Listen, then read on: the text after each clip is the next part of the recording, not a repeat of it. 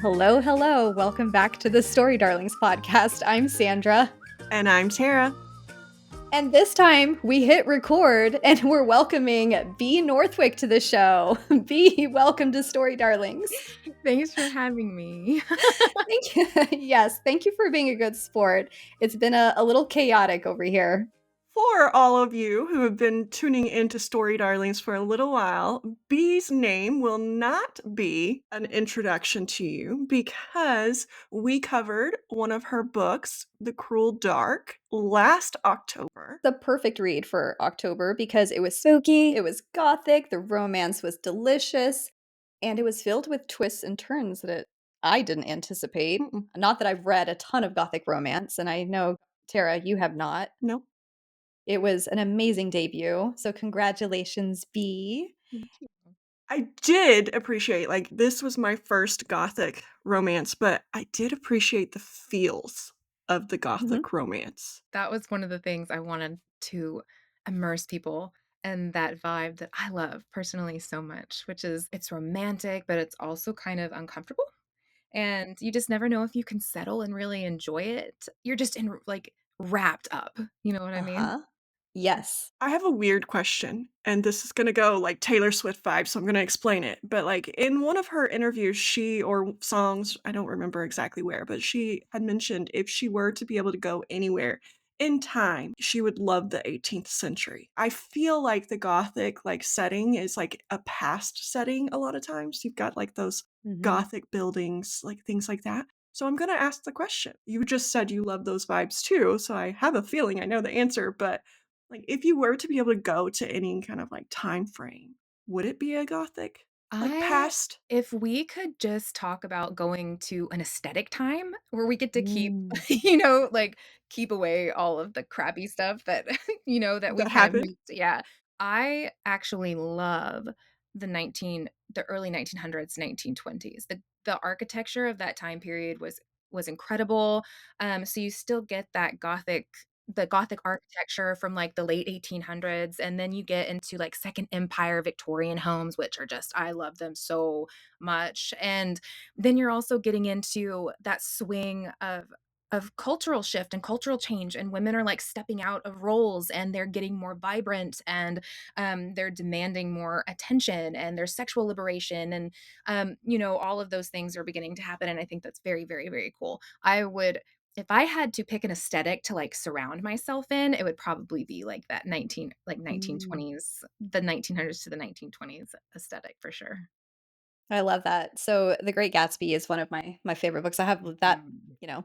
on my wall, but even my ring is like that art deco style, and this Yes. it's called The Original Gatsby, and I'm all about it. And when you're reading The Cruel Dark and its companion novella Lover and even Blackwicket, you're totally immersed in that kind of atmosphere, and I ate it up.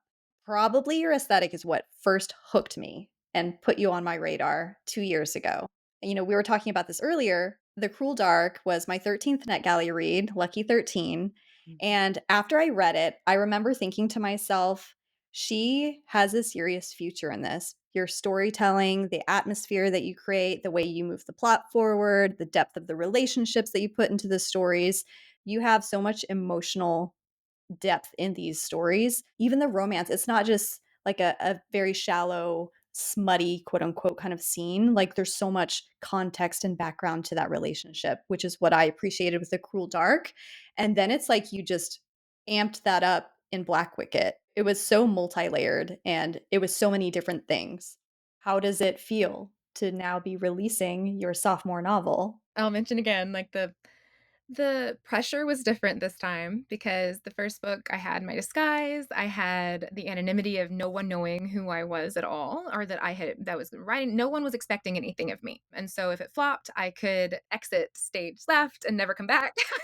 And this book, I have readers who are expecting certain things. And while my priority is to always write books I want to read. That is my number one priority. But my number two priority, which is like right there, like they're kissing, okay, is that my readers enjoy what I've put out and they are getting something that they expect. And unless I've told them not to expect that. Like someday I want to write something that's not gothic, and I'll let everyone know when that's going to happen. But yeah, I had a bar that I set really high for myself because I'm a perfectionist, and when I'm just for me, I'm a perfectionist, but when I'm trying to give my best to other people whose opinions I value, it's gonna get, like, 10 times more intense, and so, yeah, that was one thing, but another aspect which was positive is that I already knew what was going on outside of my book writing, all of the marketing aspects, all the technical aspects, the distribution things. I was able to get those done very quickly without a lot of, like, stress surrounding Mm. it, and I could fully focus on doing what needed to be done with this book because it's a significant the story is significantly longer than The Cruel Dark, and there are a lot more threads. There were a lot more threads to deal with than with The Cruel Dark as well, so I was glad that I didn't have that extra pressure of, like, not knowing what the hell is going on with all my other hats. So this one had its special obstacles and struggles, but also it was just super enjoyable. I really enjoyed this one. So, question on, because you said that this one's longer, a lot more threads. How do you go about writing these books? Is it that I've planned the whole thing out from the beginning and I just kind of like fill in the gaps? Or is it that I'm taking on this journey with my Yeah. characters?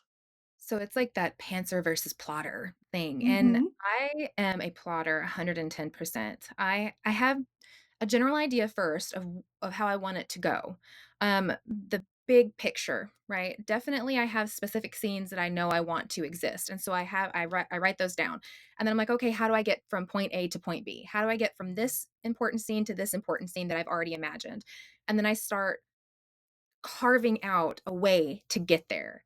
And if it doesn't work, I redirect and find something else. And sometimes, they say characters surprise you and the story will surprise you, and it does. And you realize what you wanted to do isn't working, that there's something else that better direction. When you make a turn like that while you're plotting, it's pretty easy in that stage to go back and like move the pieces to align. If you've already written the entire novel and something big changes, that's so tough, at least to me. Some people thrive in that environment, but for me, I need smaller pieces to move instead of trying to move like whole mountains around a change. So that's how it works for me. I've got the plot and I slowly start filling it in. The outlines start getting thicker and thicker and bigger and more detailed so that if I come across oh, wait, I want this to change, and it changes, like, maybe a little thread that I've hinted at back here, I can just go back and, like, mess with that and have it all Mm. aligned before I write the full draft, and that's kind of how I do it so that it doesn't absolutely make me insane. Yeah. I feel like I've talked to a lot of authors who they try not to outline everything and have it all planned out because then they get bored with the story. Mhm. So for you and your personality, knowing everything that's going to happen, how do you stay jazzed up about that? Or is it just like how you operate?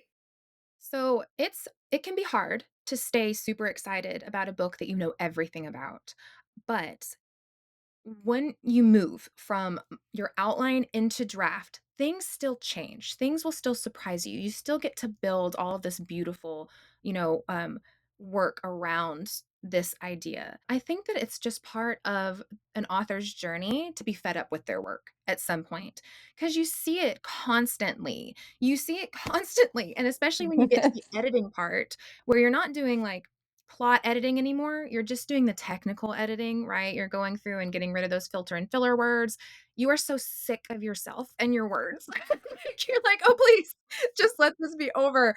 And you just need a break. When I find myself hitting a wall like that, where I'm not excited to sit down and build, I need a break. I've reached a point where I need to fill my well, because you can only put out so much. You can only have so much output before you're empty. And it could be maybe I need more sleep. Maybe I need to read a book finally just to, enjoy somebody else's art or watch a movie or spend time with my family or get out of the house. There was one week where I did not leave my office. I didn't leave my house, okay? I did not walk outside for 7 days. This is And amazing to me. that is when you hit those walls, or at least for me, that's when I hit those walls. It's because 'cause I'm tired. And, Mm. yeah, you just need a breather, and then you can come back and be excited again. And so that's kinda how I try to handle that, but I think that that part's inevitable. to get kind of tired of what the world you're in, you Mm. know? It's like working in the same place with the same people for years and years. You may love the workplace and you may love the people, but sometimes you just are sick of everyone. You Yeah, don't wanna be yeah, their faces, you let's be know? honest. Yeah. Yeah. You brought up working with people, and with me following your author journey a couple years now, what did you do beforehand? I'm just curious what your I don't know whether you wanna call it your academic, your professional life, but what did that look like? So my background is I have a library science degree. So I worked as a librarian at a university. That was my favorite. And then I worked at several public libraries as a reference and research librarian. And then when I had my first son and we moved to a place where the income for a librarian was significantly lower than where we had been living, and daycare expenses were going to be pretty much taking that out, Yep, that is actually when I decided that I wanted to really focus on writing my very first book ever. And so I became a stay-at-home mom when my baby was still very little, and that's when I started writing officially. And then up until I seriously picked it all back up again, I've just been a stay-at-home mom, a homeschool mom. And I don't want to say just. It's a that's job. a lot. It's a Yes. job, it's a big job. No adult interaction. Yeah. And then I was also doing it during COVID, and I was pregnant with my second son during COVID as Ooh, well, so he's see, a COVID baby.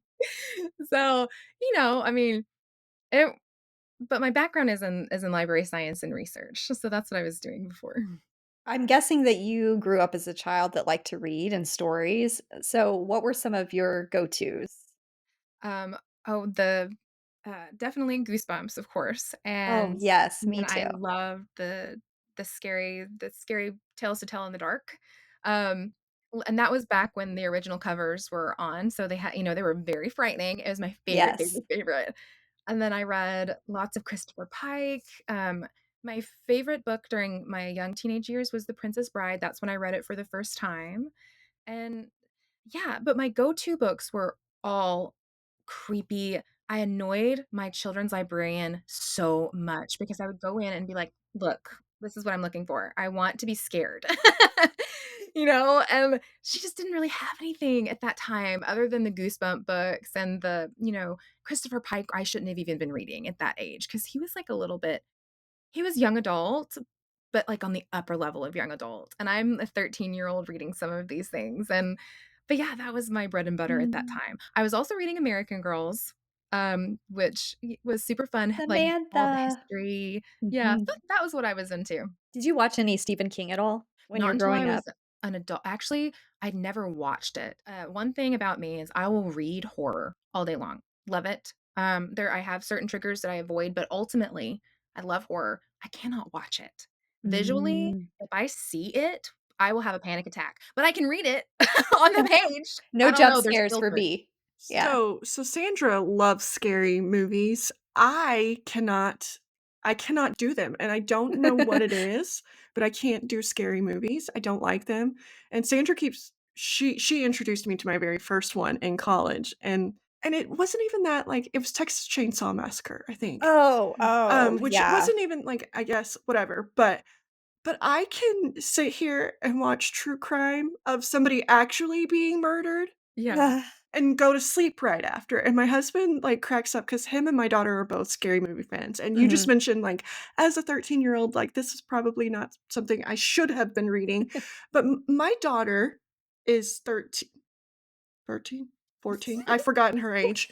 Um, I think she just turned 14. Anyway, and she reads books that are above. Like, she reads one of her best friends, and I had to have a moment and be like, okay, I'm not her parent, but I have to ask her, is she allowed to read this book? Because she just bought, what is it called? The Butcher and the Bird or Butcher and whatever. Blackbird. Bird. Yeah, she bought that book with me, and I'm like, am I going to get in trouble with the mom group because your 13-year-old daughter is buying a book that I've only heard about, but feel maybe is not an appropriate level of a book? Her mom was great with it. Yeah. That's what the little girl liked to read, so, like, whatever. There are certain things, like certain tropes, certain, like, YA, whatever, that are generals, but I think you can read outside of those, and you can step outside of those very easily and not be bad, I guess.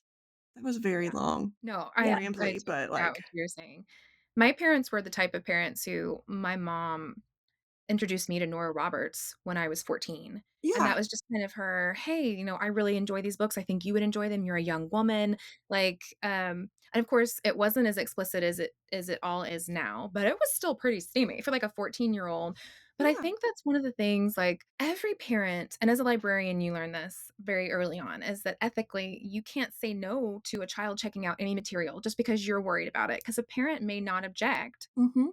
Every parent's different with how they want their children to be exposed to certain themes, and books are pretty safe.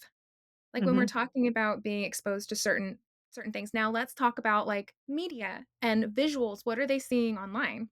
What are they seeing in movies? And is it really any worse than what they might be reading in a book, except they are totally in control at any moment. They can close that. Most of the time, these books are being, unless you get into the super taboo stuff, pretty emotionally healthy. Like, Mhm. even though there's a lot of horror and there is steam, the relationships, from what I've heard about this book, because I haven't had a chance to read it, is that it's a pretty emotionally healthy relationship between very 2 serial killers. You Yeah. know what Yeah. I mean? Yeah. So, I don't know. I feel like there's a lot to be said about, letting young people, young teenagers kind of explore the world through reading. Well, and I love reading, so I love that my daughter is interested in it. My son, however, not so much. Mhm. But anything that is going to get her to enjoy the world that I love so much, I would love her to read the same books as me so we could like chat about them. But we are two very different people. And so the ones that like draw her in are not the same as the ones that draw me in, you know? Yeah. And so I love that she has found some that draw her in, but yeah, it was one of those moments I'm like, "Should she? Should she?" Yeah. And, I mean, at like, least she's making reading. making that That's the decision goal. of which Yeah. one is more important, the reading or the following YA Yeah. Yeah. standards. Well, and you know your kid best. So you're gonna Mhm. know if your kid is ready for certain tropes or certain things Mhm. that are in a book more than anybody else is gonna be able to know that. You know what I mean? I had a signing recently, and I had a very, very sweet young woman come to my table. She was writing her own book, and I adored her immediately. I thought she was a fantastic person, and she wanted to buy the book. So she went and asked her mom, and it's that moment where I realized that she probably wasn't old enough, to be making that call for herself. So I did tell her mom about the content. Now her mom is a spicy romance reader, but she still had that opportunity to be like, "No, I don't think that, we're gonna do this book for you right now." Because she knew her daughter, she knew Yeah. Oh, I like love what she that. was. Yeah. So that was an interesting moment to have to do, um, because obviously, like, I guess that you're very excited about my work and you seem like you might be an adult, but I don't know. So what do I do? Yeah. You know? Yeah. I've introduced it to my daughter. I'm like, "Hey," because she is more that scary vibe, Yeah. that spooky. I'm like, "I feel like Mhm, you would mhm. really enjoy said book." I wrote my books, to be such that if you removed the spice, that the story would still be, significantly enjoyable. Um, Not to say that other books that are all spice are any, like, less, I guess, because there are some times you just want a story that is all about that vibe. You want the Mhm. people, like, struggling in their relationship and, like, that steam and that tension, and that's what you want, that's what you are here for. I don't care if the plot is kind of iffy, that doesn't matter, that's not why we're reading this book, you know what I mean? But I knew that there were going to be some readers who didn't love that, like historical romance readers, for example, who weren't really in it for that kind of, like, graphic aspect, and I have readers who skipped it.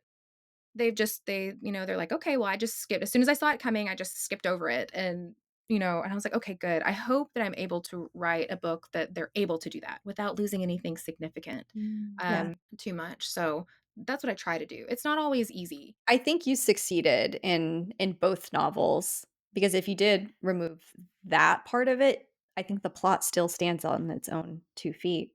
It's so good. We were talking earlier, and you mentioned how for The Cruel Dark, you sat up straight in bed, this idea had popped into your head, and then you built out the story from that. What was it like for Blackwicket? What planted that seed there? The way that mostly the way that a story starts for me is visions, right? Wow, that sounded Woo strange. woo. Yeah. I No. It's see the everything ghosts, they happening. tell me. Yeah, it haunts me. I see things happening in a cinematic way, and it'll be a cinematic scene that plays over and over and over again, and an idea of the vibe and how I want it to feel. And then I build around that. And with Blackwicket, it was that feeling of, okay, so I'll tell you this. And this is very honest, and get a little bit vulnerable here. The beginning of Blackwicket actually started, I was in a therapy session, and I was talking to my therapist about my anger. I was not raised to express anger, so I never did express it, and you just Mhm. swallow it and it kind of simmers there and it turns into anxiety and all these other things that don't feel related to anger but are, because I never learned how to express those feelings. And when you have things that happen in your life that feel unfair, or that are very difficult, or you're experiencing grief and don't know how to express that kind of rage that comes from that, it can just fester. I was talking to her about that, and how I felt so ashamed and again angry, more anger with myself about it. And she said, and I said, I feel like there's a monster inside me. And she said, that monster is protecting you. And as soon as she said that to me, I got this image of, like, the Guillermo del Toro, like, monsters in my head of this, like, crazy monster that was just doing its best in the worst possible way to protect me from all of the stuff that life can throw at you. And it was doing a horrible job, but it was doing what your human fear is meant to do, and that's Mhm. protect you. It doesn't care what the outcome is, it has a job. And I walked out with that image in my head and it stayed with me. And that is the seed of Blackwicket. And so these cinematic feelings of like this monster that's not really trying to hurt you, it's inadvertently hurting you, but it's doing its best to do its function and protect you in the way that it feels like it's meant to, but it's doing horrible damage. That's kind of where that came from and how everyone experiences that in a different level. Your fear, your anger, anxiety, all of these negative feelings that we wish we didn't have to experience, they're there to keep us safe, from external harm. And then sometimes it just gets out of control, and that's Mhm. literally where it all started. Okay, I'm sorry. I love that. Mhm. That was one of the most poetic, beautiful points about Blackwicket. Out of context spoiler here, Tara. There's a scene where the main character creates a drudge, and it's basically these expressions of anger or just very deep sadness and stuff, and bottling that up, and it creates these creatures called drudge. And how you worded everything that you just shared, B, that came across so beautifully in the book. And can you kind of describe a little bit more about the Drudge and this magic system that I have never read anything like before? Because the heroine is a curse eater. Mhm. So you want to share a little bit about I wanna say something. Sandra, if you do not put that quote on a teaser, I'm going to be very, very angry because that quote alone, if I did not want to read this book already, would have made me like, "Okay, that is a book it's a I need to read right now." yes, it's a very compelling plot. So the magic system was very much based on emotional pain. That's what it is. Magic is something that everyone has, or everyone is supposed to have. And with the way that the world is, it's just slow, it's just gone. And positive feelings and safe feelings are something that allow it to grow. But we're in an environment in a world where that doesn't exist. No one feels really safe. No one is connected to themselves. No one feels yeah, it's safe enough really to have magic, as it were. And curses are the broken bits that get left behind, and they're fed by all of the negativity that we feel, the anger and the violence and the rage and the fear and the grief. Um, and that's what people lean into, which is one of the reasons why they're so prolific in this world. And the drudge are curses that have just kind of gained power from all of that negativity. They are creatures that exist because they're broken. They don't exist because they want to. They're not malevolent because they want to be. This is mentioned in the book, they're creatures in pain and they're just trying to feel better by doing whatever they can. And that is how I felt so much and still feel. Um, you feel so broken inside, and it just keeps getting bigger and bigger. The more you try to to kind of shove it down, or the more you feed it, and you feed it with silence. And that's what Eleanor is. Her family were the curse eaters. They were the people who would take that from you. And there are people in this world who are like that, who will see somebody's brokenness and hurt and will be like, give it to me, give it to me. And you have people who they have healthy boundaries and they're able to help. I would say, like therapists. And then you have people who are broken themselves, but they say, give me your pain too. Give it to me. And so they take it. And all it does is it just exacerbates, like it compounds and exacerbates the Mhm. problem on both ends. And I was all of this was going through my head, right? When I was creating this magic system. Ultimately, it is a sort of emotional system. All the magic is meant to kind of be correlated with human emotion in the real world, and how it moves, how it hurts, and how it can help. And that's where I was going with that convoluted answer. I No. I love that. Now I really, like, wish I could have read this book before this Well, podcast, when sorry. this episode releases, that's release day, right? September 9th.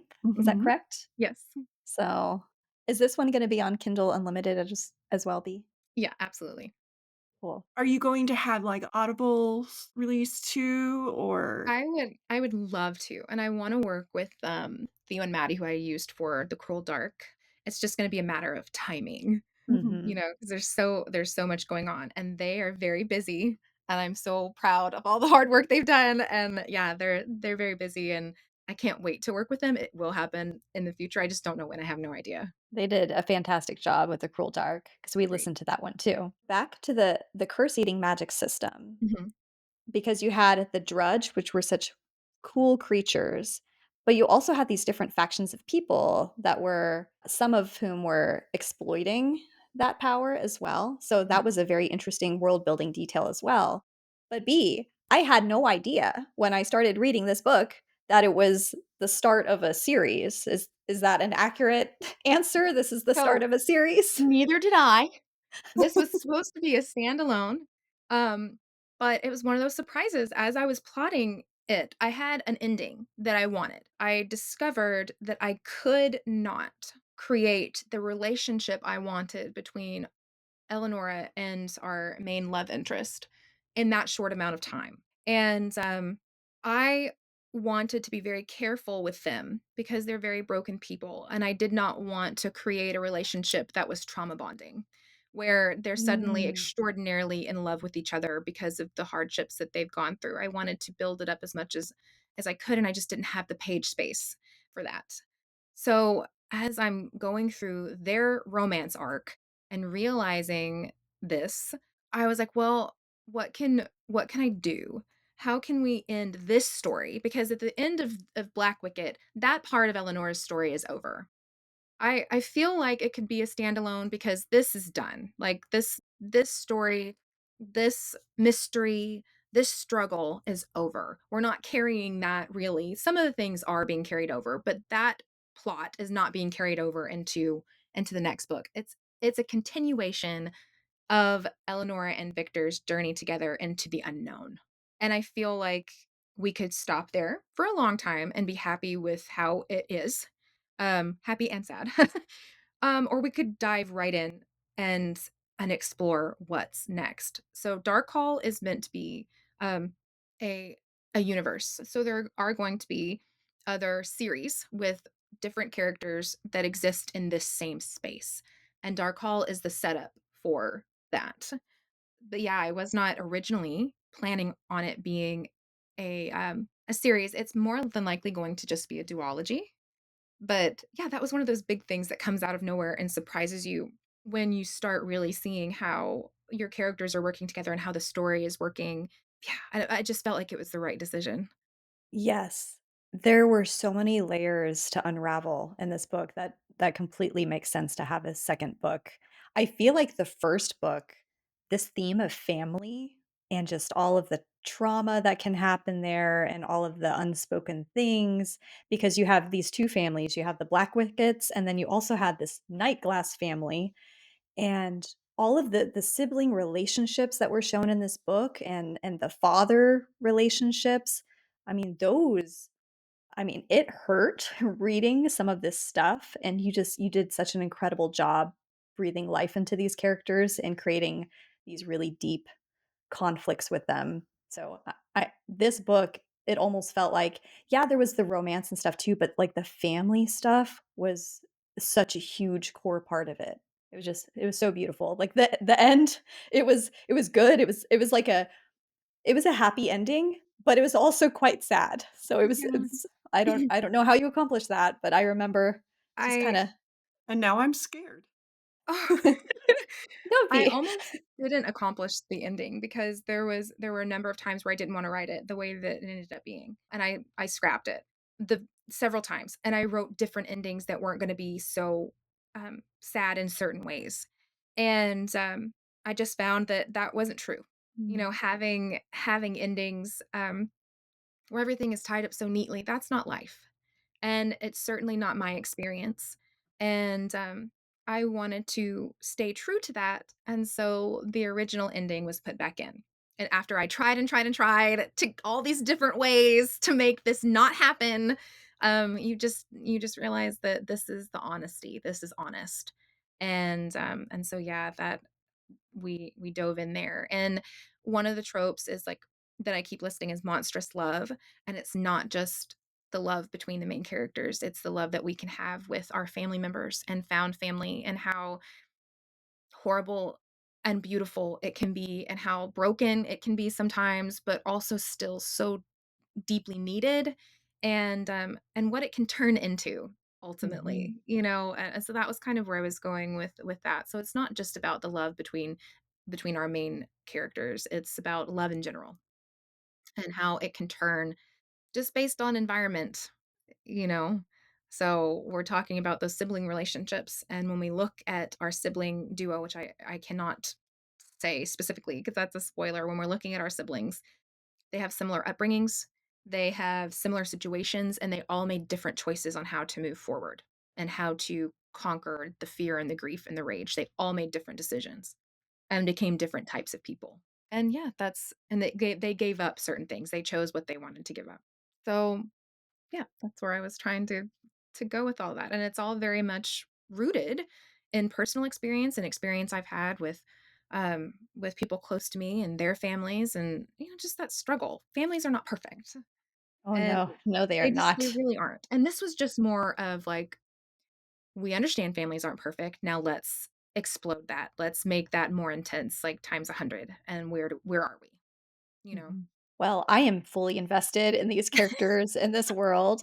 How what did you picture whenever you wrote The Dark Hall? Like, what was the image that you had in your mind for this space? I don't know what you would call it. So, fun fact.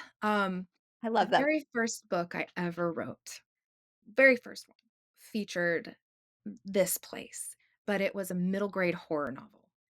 And it meant this place meant something to me because it is a liminal space that is absolutely terrifying in some ways and gorgeous in other ways, but it is neither good nor evil. It exists.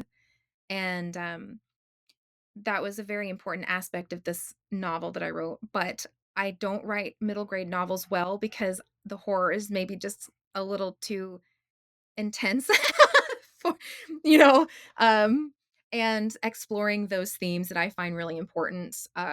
There are people who do it much better for audiences that are much younger, and I learned that I just didn't quite have that touch. I didn't have that gentle touch that's needed when you're discussing these very very difficult topics with much younger readers. When I wrote this book, I knew I wanted this place to still exist and that it was still very important because it comes from somewhere. All of these feelings that we have, this life experience, who we are, where is it come from? We don't know. Well, I've just made up a place.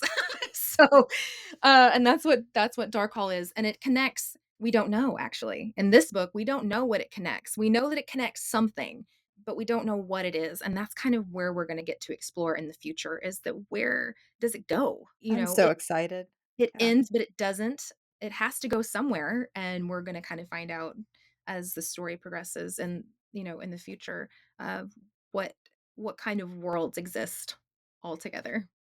Speaking of the future, not to rush you or anything be, but when might one expect a sequel? Oh, I I know this one's just releasing as of today, but I'm I'm struggling right now, as I think many authors do, because I want to write this next book in the series very much.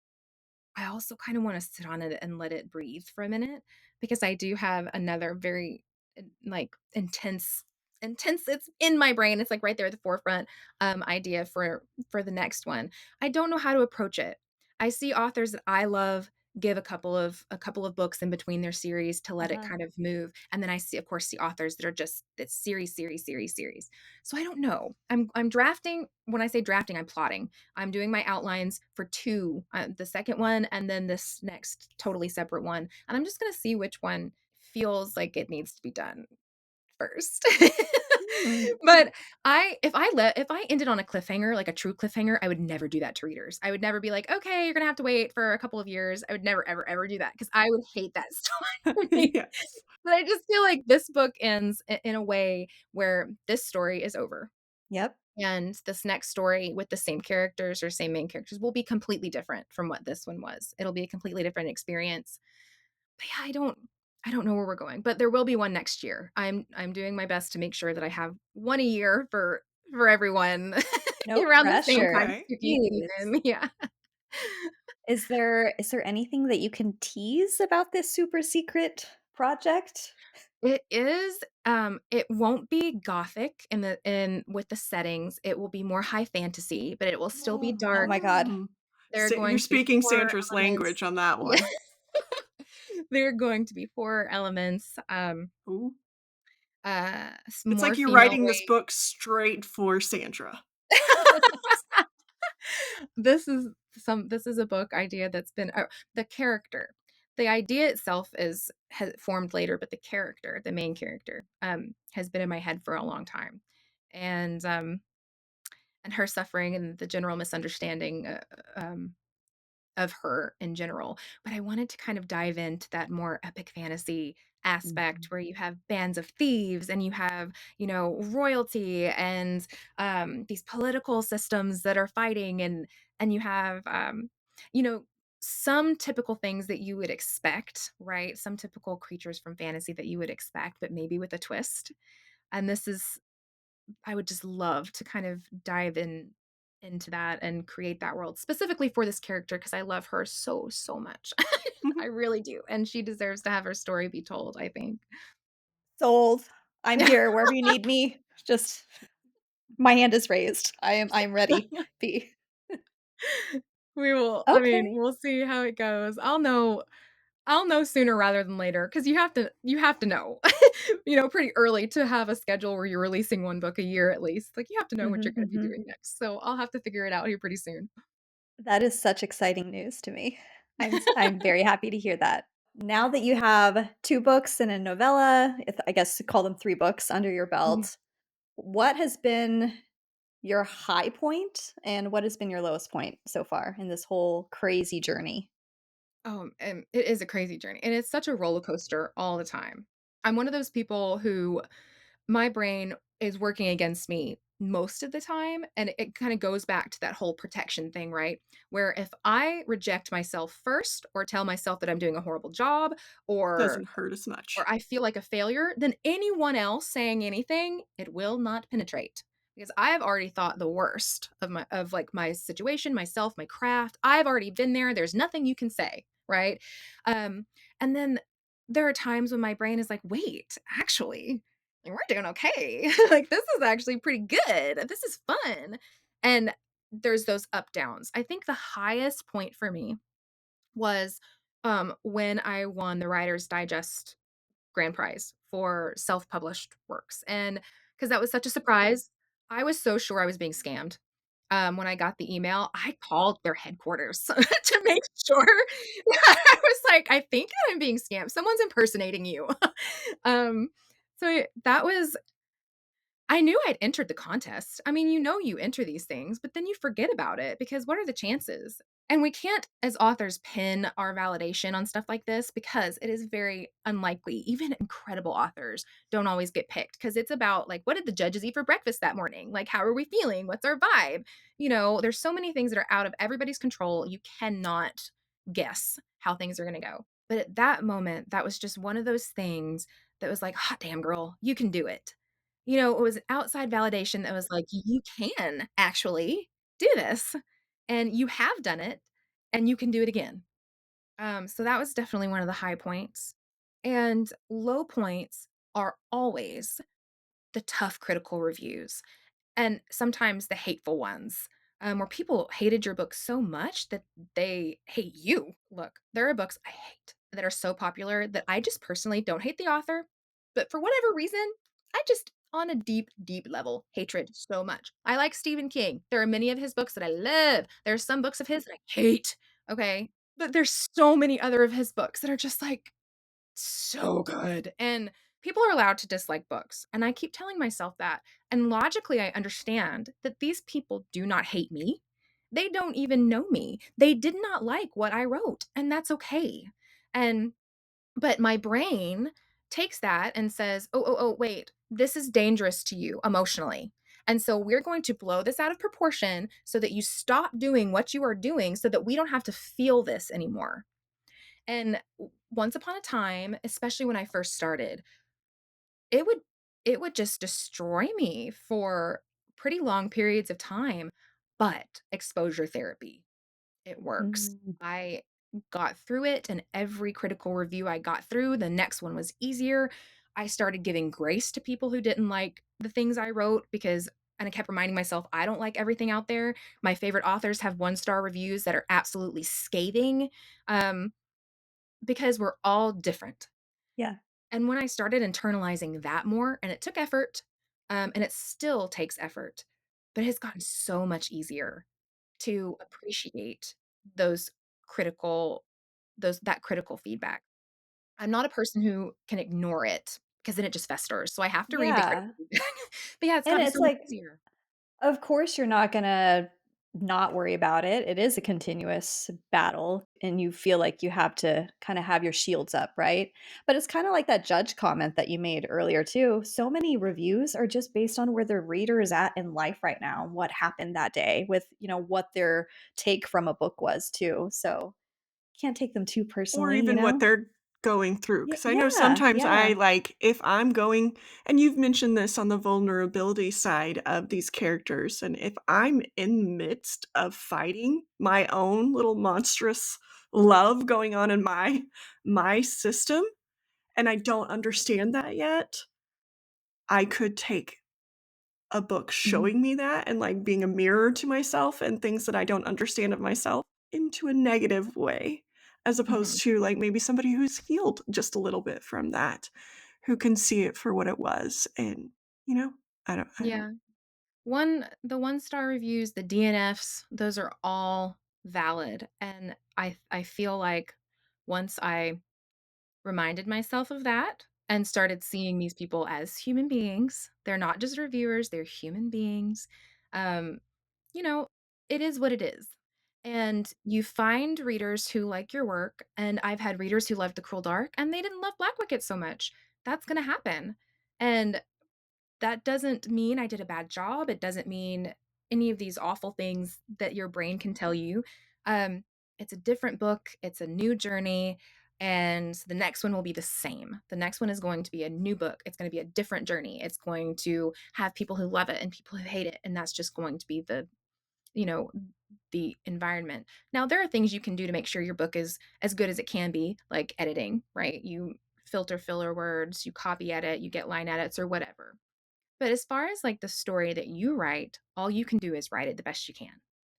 And how it's received in that regard is how it will be received, and you cannot hold on to that. And I'm saying this like I follow my own damn advice, and I don't, but this is what I tell myself. This is what these are the words I tell myself regularly to Your kind of keep me mantra. down. Yes, and it works. Um, This is what keeps me sane. yes, Yeah. it keeps me safe. It Well, does. I have one question that I'm asking everybody that we talk to because I Mhm. I just love, like, when I read, like, it plays like a picture, so I have those visions when I'm reading that you just discussed earlier, but when you were writing this, or let's say your books are picked up for a movie or a television series, who is it that you dream would cast in? Oh, no, no. No, no, no, no, no. This is It's so this question is impossible. way too hard because here's the thing. My characters fluctuate in my brain. When I'm describing them on page, that is actually probably one of the hardest things for me to do as an author.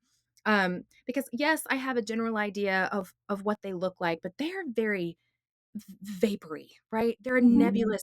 They shift in my brain depending on how I'm feeling in the day, what movie I've watched. Those faces change. And so when I Oh. think about like casting, and this is the same way when I commission art. I give lots of information about like typical details, eye color, hair color, but I want to see what the artist comes up with. I want them to show me what they have in their head because that's what's important to me. So when it comes to casting, I would want to see who is picked for this role. And would I like a say in it? Like be able to be like, oh, I don't know. Like, I don't know if it was like totally outside of what I was thinking. Maybe, but otherwise, I would just kinda wanna see where it went. I love seeing other people's interpretations of what I, because I know exactly what's going on, right? How is it affecting others? How do other people see this world? Um, and so, yeah, I think I would like for it to be kind of a surprise with other people involved, and those I have no casting thoughts whatsoever. Um Bees like the scientist just mixing substances together and gives it to you, and let's see what happens. I love it. It really, yeah, it really is a let's see how it goes. How is this Uh-huh, going to be uh-huh. presented into the world? I'm just glad that you didn't answer Henry Cavill. I'm just like, That is a literally common every person Yeah, says I do like him. I'm not sure where he would fit. I can say, though, since we've said a specific person, I don't know where he would fit. I don't feel like I could even cast Henry in well, I haven't read the newest one coming out today, but I don't even think I could it's cast him, like, in this. yeah, it's interesting because I don't think I've ever heard someone describe it that way, bee. Like, you said it was very vapory and it kinda changes. Like, I've never heard someone describe it that way, so it's a very unique take. Mhm, I think that I would think, and maybe I'm wrong, but I would think that a lot of authors probably feel, unless they had an idea of an actor in their brain when they started writing the book, and so they've built the descriptions around that actor. Mm. Valid way to do it. But because I have inspirations for like Callum, for example, I had general inspirations from several different people, and for Inspector Harrow as well, but they're all different. So I have them in my brain for different reasons, not just because of, like, the way that they look, but I think a lot of authors probably do that in their heads where it changes depending on the mood of the day or what actor they've seen recently or any of these things. But Yeah. you have to give something to your readers. You can't just be like, "Imagine him however you'd like." You know what I mean? You can't do that. But yeah, that's kinda how in my brain it is imagine them however you like. I'm giving you the groundwork, right? And then it's your imagination's responsibility to kind of build them up. And I have commissioned artwork from several different artists because I'm hoping I'll have so many different examples of what they could look like, and people That's can just such a kind of treat. Yeah, it's compare. kinda like being a reader and pre-ordering a book and then being surprised when it arrives in the mail. I feel like that's kind of the author's take when they commission artwork and get someone else's idea of putting it together. I think one of the reasons I do that, and I've always been like that as a reader. I've never really liked to pick up books that have people on the cover. Because it interrupts my vision. Does that make sense? It interrupts my vision, especially romance novels. I'm like, "Wait a second, I don't know. I don't know if I wanna be in this is a very attractive person, but I don't know if this is who I wanna be envisioning." And it's almost like it's in my brain now and I cannot get it out. I can't no matter what I do. Um, and so that's coming from a reader perspective that just kind of ended up going into the writer perspective as well. Out of Callum, Victor, Millicent, Eleanora, are any one of these characters your baby or your absolute favorite of them all? No, because they are all speaking from a point of view of, like, who I Mm. feel the most for. Every single one of them has a piece of me in them, of not they're not shaped after me. Like, I didn't write any of my characters um to be a projection of myself, but there are little pieces of their experiences and their heartaches and their struggles that are mine, and so I love them all, and I am so sorry I've done what I did to them. You know? Um, I think that I would say that between Callum and Victor, Victor's probably the main male character who I feel for the most. Oh, yeah. And that's all I can say. If I say any more, I'm worried about spoiling it, but yeah, between those 2. But Eleanora and Millie both have gone through so much, and I want them to come out on top.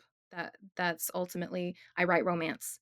In the end, I can guarantee my readers one thing is that no matter how hard it is and how messy it gets and how much loss ultimately there is, in the end, the main female character will be okay. Somehow. It won't be perfect, but they're going to be okay because that's what I want for me. And that's what I want for everyone. Yes. So yeah, that's what any reader can expect. Yes, it's going to hurt sometimes. Yes, it's going to be messy. I do not promise that everyone is going to make it out, but our female character and the love interest are going to make it out somehow. Thank you. I can't reading a romance novel. I read it because I know that it's going to have some kind of ending that won't leave me sad. I read a ton of Yes. horror too, and the horror can end however it wants to, and most of the time it ends with like, ugh. You're like, oh, that hit me. That hit the spot, and yeah, life sucks, and it's hard, and I'm angry about it. Way, you know, but Yeah, and, like, what now? yeah, Mhm. Mhm. but romance is supposed to be that light at the end of the tunnel. I think. And when I just sitting here talking to you, looking at you, you do have this light about you, and just watching your author journey over the last 2 years and how different Blackwicket has been from The Cruel Dark, and it sounds like this next novel that potentially you're working on for next year, that also sounds different. So, you just seem so charged and inspired, and keep doing what you're doing because I love your stories and I can't wait to read the next one because you know I will. Thank Like, you. seriously, I am right here. Just tap on me. Tap me in. B, congratulations on the release of Blackwicket. Thank you. Where can our listeners find you or pick up copies of your books? I am on Instagram only, really. I have a TikTok account. Don't bother with that. I TikTok is a different I am world. not I am not capable on TikTok, so I'm on Instagram, and you can find me at northwickbooks.com where you can purchase signed editions, and then really anywhere else that books are sold online, you can get it Barnes& and Noble, Books A Million, Amazon, Waterstones, Chapters, all of those places will have paperback and hardcover, options. And I saw something about spooky season merch. Tell us a little bit Yeah. more about that. So I love spooky season. Who doesn't? What sane It's the person best. doesn't love spooky season? One of the things I never set out to be a shop, but I love like the spooky season shirts and things like that. And when I find ones, I want to share them with everybody. So last year I decided that I was going to go ahead and find ones that I loved the most and put them up in my shop just for funsies. And it went well. And so I'm going to do that again this year. So there are sweaters and soon to be, well, no, by this point, there are t-shirts as well. Spooky season t-shirts and things. So you can go check that out. Oh, I will be. Can't wait. B, thank you so much for sitting down to chat with us today about everything you have going on and your creative process. I think you're brilliant, and I can't wait to see what happens next. Thank you for having me. This is enjoyable. Thank you, everyone. And until next time, we will see you soon. Bye. Bye.